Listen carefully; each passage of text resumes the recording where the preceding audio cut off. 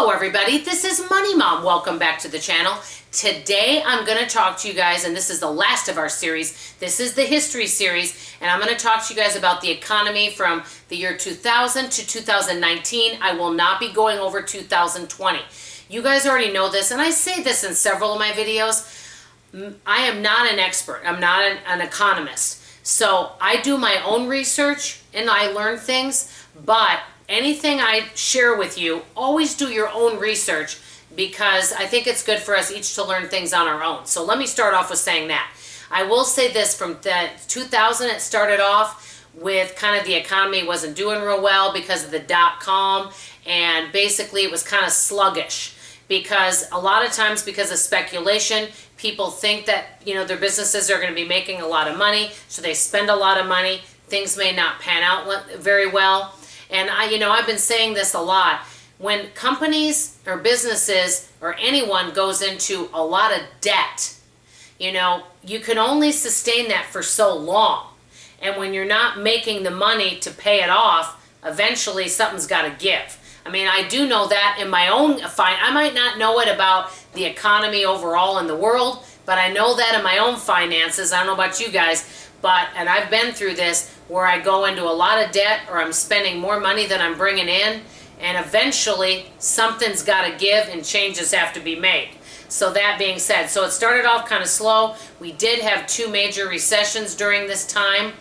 And one of the things that I remember, 2009 was one of the bigger recessions during this time. It was a lot of unemployment, a lot of slow growth, okay?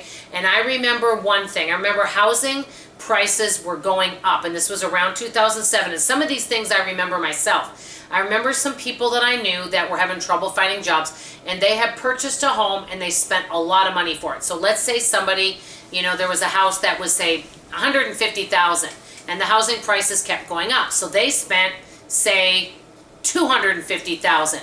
Well, then the housing market crashed, and that house that they have a mortgage on that they spent $250 is now only worth $150, which means they're now upside down on their mortgage.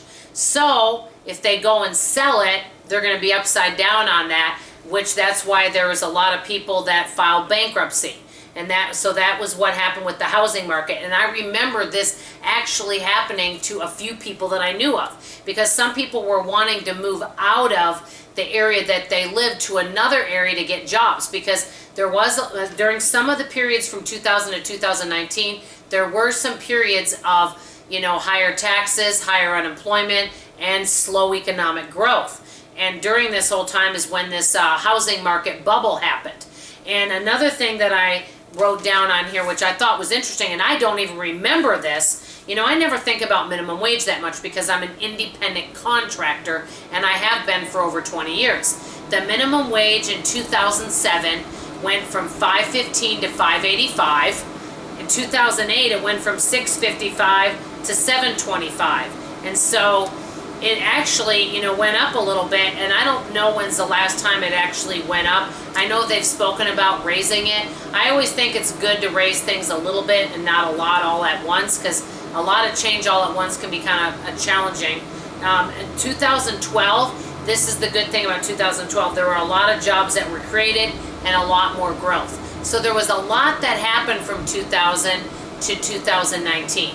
And I think it's really interesting to look at history and look at the good things and the downsides. But one of the other things I want to mention is that there were a lot of government debt and some government bailouts as well. And with all of that, with all that debt, you can only have so much debt. When you have a lot of debt, what can end up happening is high inflation, which means slow growth. And so I think we can learn a lot from our past, and hopefully some of these things can help for our future as well. Let me know what you remember about the economy from the year 2000 to 2019. I know there's a lot of things I didn't cover, but I think this history series is interesting. Maybe on another video coming up, I may talk specifically about 2020, but I won't include that in today's video. And like I always tell you, do your own research. By the way, next week I'm going to start with a brand new series, and I'll tell you about it next Sunday. It's going to be a series that I think is going to interest a lot of people. And also, come back tomorrow. I'm doing something I've never done. It's called Get Ready With Me. Anyway, that's all for now. I love you. I appreciate you. Like always, I'll see you on the next video. Bye-bye.